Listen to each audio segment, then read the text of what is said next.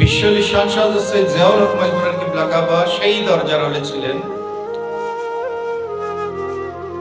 যার জন্মের পর পবিত্র নাম মোবারক হুজুর গৌসুল আজম মাইজবান্ডারী শাহ সুফি সৈয়দ আহমদুল্লাহ কিবলা কাবা কর্তৃক নির্ধারিত হয় স্বপ্নের মাধ্যমে।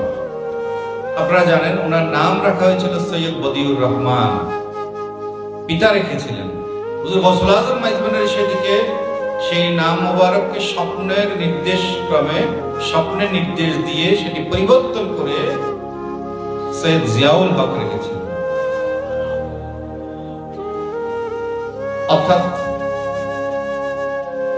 সৈয়দ জিয়াউল হকের জন্য গৌসুল আজম মাইজভান্ডারীর খজিনায় যে বরাদ্দটুকু ছিল সেটি যেন শুরু থেকেই প্রদান করা শুরু হয়ে যায়।